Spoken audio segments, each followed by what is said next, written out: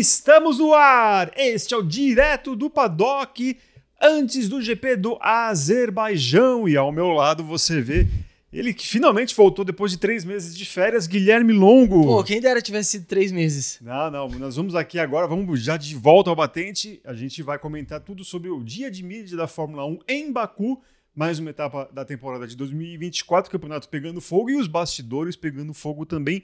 Tudo porque, Gui, aparentemente, Fernando Alonso falou sobre Gabriel Bortoleto. Explica pra galera que ainda não sabe que o espanhol tem uma ligação com o brasileiro. É isso aí. Salve, salve, galera. Um abraço pra todo mundo aí que tá acompanhando o nosso Direto do Paddock.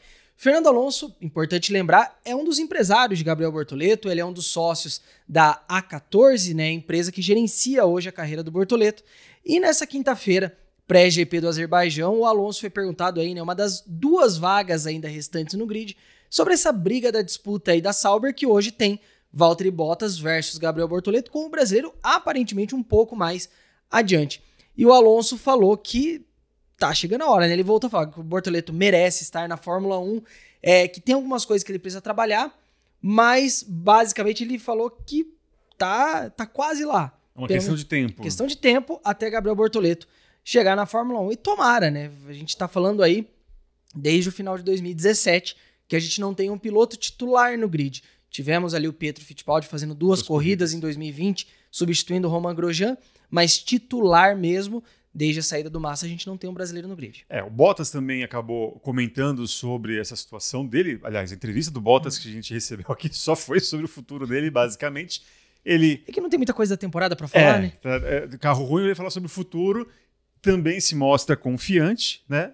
Fala que ele não conversa mais com outras equipes ou outras categorias neste momento. Porque não tem outra vaga mais no grid, né? Pois é. Então, pode zicar aí, Gui, não tem problema. A gente quer mesmo, mas tudo que a gente apurou, né, é que realmente, não só o motorsport.com, mas outros veículos jornalísticos também, falando que o pole para esta vaga é o Gabriel Bortoleto brasileiro. Agora, pode falar. Seria muito legal, né? Porque eu vivo criticando muito isso, né? A falta de renovação na Fórmula 1. E a gente pode chegar numa situação de ano que vem ter 4 pilotos novos, né? Já temos 3 confirmados, o Oliver Berman, o Andrea Kimi Antonelli e o Jack Durham. E aí o Bortoleto. E o caso do Bortoleto tá ficando muito difícil de ser ignorado. Ele é o piloto que venceu a Fórmula 3 no ano de estreia. No ano de estreia na Fórmula 2 está disputando o título e 2 semanas atrás em Monza ele teve uma vitória espetacular, saindo de último para vencer. Se havia alguma dúvida... Ali o Bortoleto está construindo um caso extremamente sólido e é preciso realmente que o Bortoleto, o Alonso e toda a equipe vá com muitas ganas, porque o Bortoleto corre o risco, e no bom sentido da palavra, dele ser campeão da Fórmula 2. E se ele é campeão, ele não pode voltar no ano que vem. Então, ele tem que realmente buscar essa vaga da Fórmula 1. E o nosso medo também, até por conta do grid muito restrito para o ano que vem, se ele perde essa oportunidade, não se sabe o que pode acontecer para 2026. A gente não sabe como é que vai estar a situação de mercado. E aí ele pode amargar um ano fora e pode surgir algum outro nome e ele ficar pelo caminho, o que seria muito lamentável. A gente vai falar sobre outros assuntos também, né? Adrian Newey, Guilherme Longo, também sendo pauta ali de várias entrevistas. A primeira a gente vai deixar de falar do Bortoleto, mas ainda vai continuar com o Alonso, porque o Alonso estava desesperado. É um dos mais felizes dessa semana aqui, especialmente depois da chegada do Adrian Newey à Aston Martin, não é mesmo? O Alonso tá muito feliz, né? Publicou uma mensagem de boas-vindas ao Newey. E agora o Mike Crack, chefe da Aston Martin, divulgou uma informação interessante. O desespero do Alonso em conseguir Adrian Newey era tamanho que ele mesmo se voluntariou a pagar uma parte do salário do Adrian Newey, né? Vamos lembrar o acordo, 20 milhões de euros por ano, e o Alonso falou, eu pago até 20% do salário. Uau. E o Mike Crack falou, agora vamos conversar com o Alonso para ver o quanto que ele realmente banca isso. Isso também já fica um aviso, né? Se quiser renovar o contrato do Alonso para os próximos anos, aí tudo bem que ele já está renovado. Sim. Mas, bom, beleza, se você quer gastar aí 20% do seu salário para com o outro da casa, então significa que a gente pode te pagar menos, mas isso aí é uma conspiração minha. A gente ainda vai continuar falando de Newey, mas só para arrematar o caso Alonso, né, teve mais uma declaração interessante dele na coletiva de hoje sobre o futuro, já que o Eric bem mencionou, né, ele está confirmado aí por mais alguns anos, e ele falou o seguinte, até 2026 estou confirmado na Fórmula 1, para além disso, continuarei correndo, não sei se na Fórmula 1, mas estarei ligado à Aston Martin. Vale lembrar que ano que vem a Aston Martin faz sua estreia no Mundial de Endurance, correndo na classe dos hipercarros. Alonso, que já é campeão mundial de Endurance, venceu as 24 horas de Le Mans e nunca escondeu o desejo de voltar, né? Então, quem sabe, o próximo passo do Alonso depois da Fórmula 1 é o retorno ao WEC com a Aston Martin. E ele também, já uma certa época, alguns meses, se não me engano, ele falou que gostaria de voltar ao Rally Dakar. O Guilherme, que agora acabou de voltar de um rally, né? Então o Rally Dakar pode ser um destino no que ele chamaria da sua própria tríplice coroa, já que acho que a Indy já é caso... Tá difícil. Já é página virada. Mas vamos voltar a falar de Adrian Newey, Guilherme, porque o outro assunto também que nós tivemos foi justamente a casa, que a gente pode falar do passado de Adrian Newey, que é a Red Bull. E ele comentou a atual fase da equipe taurina, como disse Carlos Costa. O que ele falou? Ele foi entrevistado por um podcast, né, chamado Autocar, e o Newey foi questionado. A queda da Red Bull está ligado com a sua saída da equipe? E ele falou assim, oficialmente não posso comentar nada, mas ele deixou uma coisa muito clara, que desde que foi confirmada a saída dele da Red Bull, ele não pôde se envolver em nada relacionado ao desenvolvimento do carro. Então ele falou assim, não posso confirmar, mas não tem nenhum dedo meu ali depois que eu anunciei a saída. Então, deixa um pouco no ar, né? Essa coisa, será que talvez o Newey tinha um papel até maior do que a gente esperava, né? Muita gente fala assim, não, quando foi confirmado, né, a saída do Newey, não, porque tem Pierre Vacher, a galera já tá bem estruturada sem o Adrian Newey. Será que realmente o papel do Newey estava tão diminuto, né? Assim? É que é muita coincidência, né, Guilherme? Sim. Assim, por mais que seja uma coincidência, fica difícil falar que não. É difícil dissociar numa situação, porque realmente o período bate muito. O Newey tem a saída anunciada ali mais ou menos em abril, quando dá maio... despenca, né? Vai morro abaixo. Agora, falando ainda sobre Adrian Newey, mas por conta de um outro piloto, no caso Max Verstappen, que hoje foi bombardeado também nas coletivas ali em Baku, e também comentou sobre um possível reencontro com Adrian Newey no futuro. Ele saboneteou, como o próprio Newey fez agora há pouco, nessa última informação? O Verstappen falou que não descarta um reencontro com o Adrian Newey no futuro, talvez usando o verde.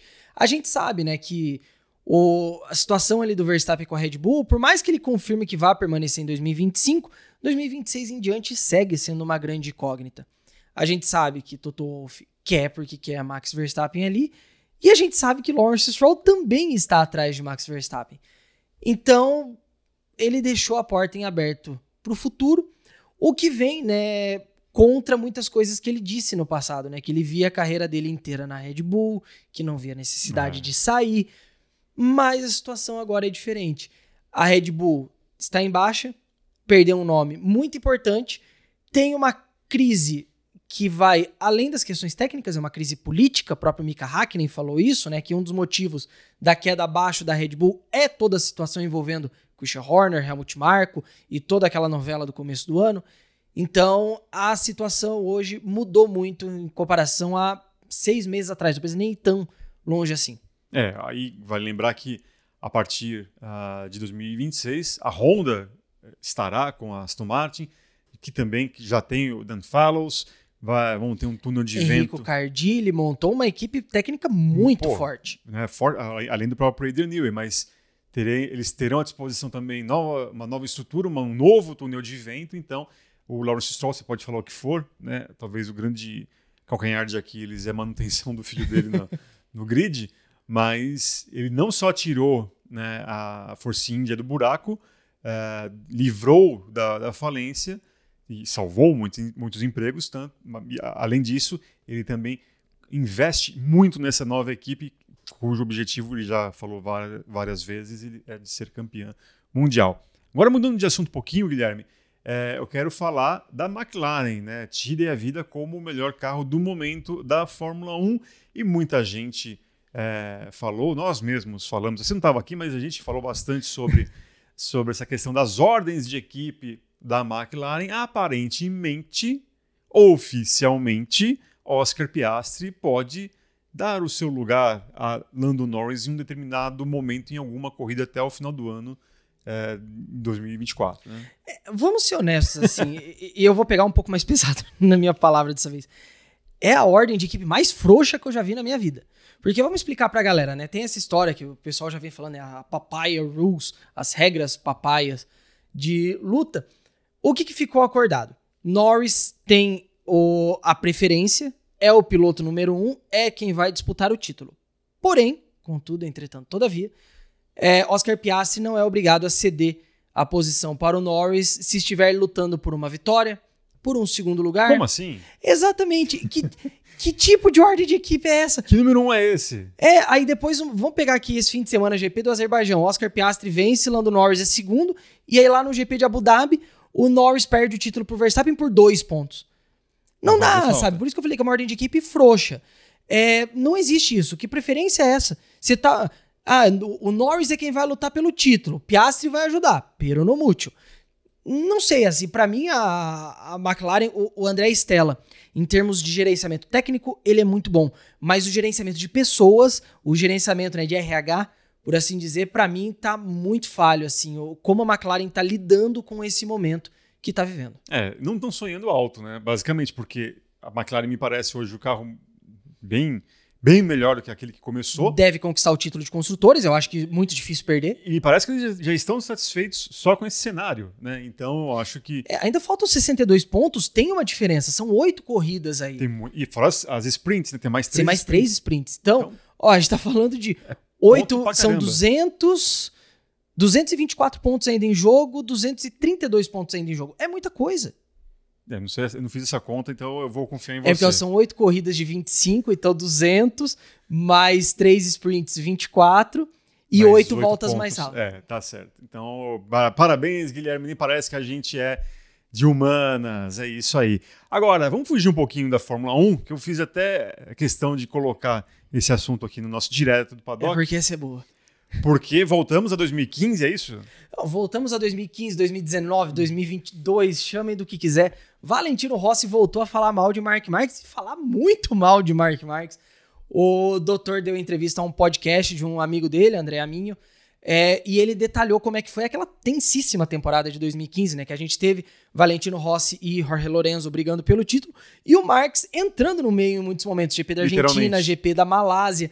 E o Rossi detalhou aí essas tretas, como ele perdeu o respeito por Marques, inclusive chegou a falar que nunca viu alguém ser tão sujo quanto o Marques naquela temporada. Ele falou, inclusive, detalhes sobre a reunião com os comissários do GP da Malásia, que foi aquele momento que ele deu chute no Marques e foi penalizado com a largada na última posição no GP de Valência, que era a final da temporada, onde ele perde realmente o título pro Lorenzo. A nota tá lá no Motorsport, eu nem vou entrar muito em detalhes, que é uma gigantesca, assim, o Rossi falou e falou horrores do Marques, mas vale a pena dar uma olhada, porque é uma das grandes rivalidades que a gente tem aí do esporte a motor nos últimos anos. É isso aí, e mais detalhes você vai acompanhar na próxima segunda-feira, no Podcast, com a volta do Guilherme Longo também, finalmente, né? E também com o Carlos Costa, Fausto Macieira, né? Falando tudo aí sobre o mundo das duas rodas. Se vocês não comentarem esse assunto, eu juro que eu vou vaiar.